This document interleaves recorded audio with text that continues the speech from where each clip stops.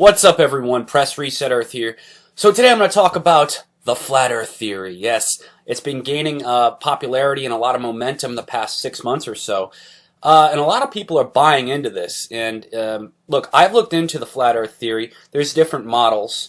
But I've also looked into the other side of it, the more conventional globe theory, and that seems to make the most sense to me. And no, I'm not going to show you the fake CGI NASA photos. No, I'm not going to, cite NASA in any way, shape, or form, or even any of these major institutions that are trying to control the scientific progress of humanity. Instead, these are things that you can actually test on your own in many cases. And also, a lot of this is also just sort of common sense knowledge that, is something that you can measure quite often on your own, once again. Now, the first little scientific proof I want to get into here is the fact that the moon actually is inverted depending on which hemisphere of the Earth you're on. So if you're in the southern hemisphere as compared to the northern hemisphere, the moon is going to appear differently because you're looking at it from two different angles. You understand what I'm saying? Because the Earth is indeed a globe. This wouldn't work in a flat Earth model. There is no way to explain this in the flat Earth model, and this isn't something that you need to consult NASA to test for yourself. In fact, we have global communication now, and this is something that we can actually test. If somebody in the southern hemisphere was talking or video chatting with somebody in the northern hemisphere, they could actually look at the moon at the same time and test this. Okay, this is irrefutable proof that we are on a globe structure looking at the moon. Now, another thing that we can do to indeed at least logically assume that we're on a globe structure is to just go out, buy yourself a telescope. Any amateur astronomer can do this. And just look at the planets, okay? And you can see that they are indeed spherical, and some of them even have moons orbiting them. And you can see this with your own eyes in a telescope, in a halfway decent telescope that you can buy online for, a couple $1,000 or something. We could even look at the moon and the moon cycles, which is caused by light from the sun reflecting off the spherical object of the moon, and you can test this yourself with a golf ball, shining it in a light, and you can see that this is indeed a sphere you're looking at when it comes to the moon. And a lot of the flat earthers will say it's a disk, and you can disprove that by placing a disk in a light as well, and you can't get those same curved shadows that you see on the moon. Now, all that being said, simple logic allows us to assume that if all the other planets, which also have moons, if everything else in the sky is a sphere, why wouldn't the Earth be? I mean, it's totally illogical. How does that make any sense? It doesn't, folks. Now, another thing we need to take into consideration is the Coriolis effect. This indeed proves that we are on a spinning structure, and there is no debating this, because snipers, for instance, and you can ask any sniper in the military, you don't have to go to a NASA website to figure this one out. They have to take into account the Coriolis effect when engaging in a long distance sniper shot, okay? And if they don't, they miss, okay? And this is 100% not debatable. And I even personally know guys that were in the Marines that can tell you that this is indeed a fact. All right, the Coriolis effect, you have to take it into consideration. And this is also why we see hurricanes and storm systems spinning in two different directions on each side of the globe, of each hemisphere of the globe. And this is why snipers have to take into consideration the location they are on the planet when factoring in the Coriolis effect, because it's different on, different ends of the planet.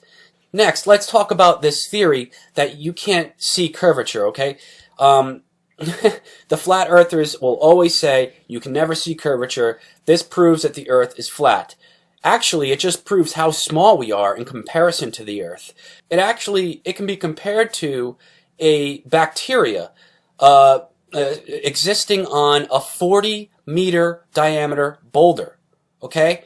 Now, from the visual perspective of that bacteria, it may appear that you're on a flat surface because the curvature is so insignificant from your perspective, it may indeed appear flat, okay? And even that, as a piece of evidence in the first place, is completely rendered inert, because depending on where you are on the planet, there's actually certain instances where you would see a concave if you were in a large valley, compared to if you're looking at a very subtle hill in the distance. It may appear to be curved even on a flat Earth. So how does that even make any sense to cite that as any kind of evidence in the first place? And I'll also hear a lot of these flat earthers bring up the fact that even when you shoot a rocket into the air and film it, that you can't see curvature. Well, that's because the atmosphere goes up so very little compared to the gigantic nature of the globe,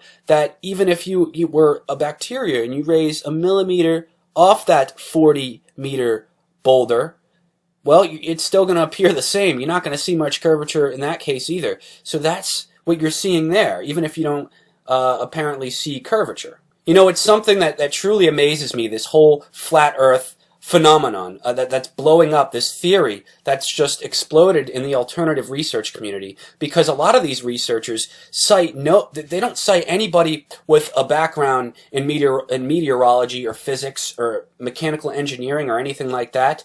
And you don't have to be an employee of NASA. You don't have to be working for the New World Order to disprove these theories as a mechanical engineer or as a physicist or as a meteorologist. Okay, these are common sense things. Look, just because NASA lies doesn't mean we have to throw out all logic, all knowledge, all scientific trains of thought. This is a de-evolution, okay? Flat Earth, and here's the thing, I think it's a very, very sinister government COINTELPRO operation. I really do, because they want to devolve our progress, our human progress, our knowledge, right? Along with basically trying to demonize us. That's one of the agendas as well. I was reading an article the other day that actually compared flat earthers to climate change skeptics. This is what they're going to be preparing to roll out, okay? We've already been seeing the climate change propaganda being ramped up the past 6 months or so, and it just so happens to coincide with this flat Earth theory exploding. And of course, so many of the flat earthers are indeed climate change skeptics as well. So it makes it very easy for the mainstream media to associate one with the other, therefore decrediting the climate change skeptics. And folks, the Earth isn't flat, okay? The Earth is a globe, all right? Like, we need to understand that not every single thing you've ever been taught is a lie. So much of it is, when it comes to socio-economic perspectives, and when it comes to a lot of this brainwashing in certain aspects of the New World Order, like the medical industry, the finance industry, Hollywood, entertainment industry, all this, right? Very, very controlled, of course, but over the years, even amateur scientists, amateur engineers, amateur astronomers have been able to progress humanity, okay?